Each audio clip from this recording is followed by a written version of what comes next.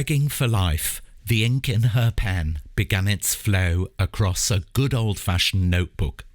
This was how she liked to write. She knew there were a million ways to start a story, and she tried a few, one sentence at a time. An actor with no play, a singer with no song, and a protagonist searching for an author. Nah, not that one. What about this one? She became aware of an innate sense of dissatisfaction. Perhaps this was the way the mind worked. No, she tried another way. Sipping her final pint of the afternoon, she felt ready to begin. It was more than 25 years since her breakdown, but how clearly she remembered the early symptoms. 4 hours sleep per night, a racing mind, a surge in creativity, desperation for recognition of some kind, any kind. She tried a couple more sentences. Like characters awaiting an author's grace, they gathered in a pub lounge. Then, Raymond was charming, Raymond was strong, but he was quite old.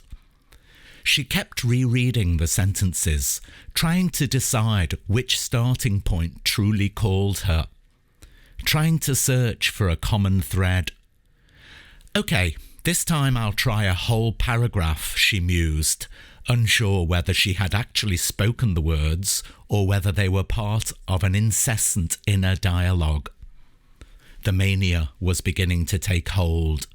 She was still clear enough to notice.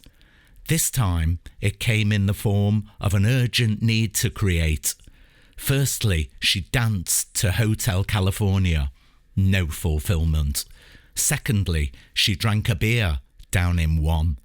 No fulfillment, just the desire for another beer. Thirdly, she strummed a reluctant guitar. Was this the way the mind worked, always looking to complete a thought, only to find a new one in its place? Raymond Berry had been haunting her for several days. He was an interesting character, and he was demanding a place in her grande œuvre. At first, she met him in fantasy. Playing with herself after an earlier than usual morning shower, she'd left the news on the TV. But as the minutes passed, the news had become a cartoon. Ray the Raccoon. She glanced at the TV, hoping for greater stimulation than a cartoon mammal lobbing grapes in the air and catching them in its mouth. Raymond Berry, she thought, a singer with no song. Years since his last hit, almost forgotten. Let him be my protagonist. She stopped playing, leaving herself in a state of arousal. She'd read somewhere that this was good for creativity. Let the story be my orgasm, she chuckled, again unsure if she'd spoken the words or if the incessant inner dialogue was now in charge. What did she have so far? A character, a racing mind, and a longing between her legs. She ran back to the fridge. Another beer could be the answer. Again, the ink flowed, though the words were a little jumbled. Perhaps she should call the doctor. But what could she say? Doctor, I've had 2 beers before 9 o'clock in the morning. I can't finish masturbating, and I'm obsessed with someone I've never met, but I know his name's Raymond. The mania was seductive and almost completely in control. She tried to stay in charge, but it would be so much easier to let go.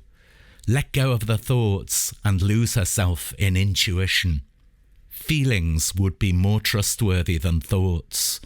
She needed to finish what she had started earlier, so she returned to bed and eventually fell into a dream-filled sleep. Raymond had come to visit. He was much older than her and related to her differently. No sexuality in the air. This was unusual because her striking beauty had always meant that men related to her as an object of desire rather than companionship. She longed for the latter, and here was a way that Ray could fulfill his role. When she awoke, he was lying next to her, chatting comfortably and stroking her hair. So you see, I won't trouble you in that way. I've had most of my prostate removed, and I'm glad to be over all of that. It never brought me much happiness anyway. 2 mortgages and 2 broken marriages for 2 minutes of pleasure here or there. Just not worth it. Ray, take me to the seaside, she requested. Well, you'll have to get dressed first, he joked. He watched her get dressed, and she wondered if he was aroused by her. He volunteered to make coffee. Shall we head north or west? You've got a choice of beaches here, haven't you? How do you know the area so well, Ray? I used to play the clubs round here for years. What happened, Ray? You don't perform anymore. Lost my songwriter, didn't I? How? He died, and I just lost heart. It all seems so petty now. It was only about ego, trying to prove how popular I was to myself as much as to others, boasting about riches, and of course lots of those 2-minute pleasures are available when you're famous. Well, what do you do with your time now, Ray? I'm training to be a doctor. Well, a psychiatrist, actually. I'm not sure how to put this, but aren't you a bit too old? Won't the training take too long? Not at all. In fact, I've almost finished. I just need to complete my final practical. Gosh, what does that involve? Well, it involves a real live patient, of course. I'd love to help you in any way I can. I've got a friend who's not well. Actually, she's been depressed for many years. I'm not interested in your friend, Rocky. I've come for you.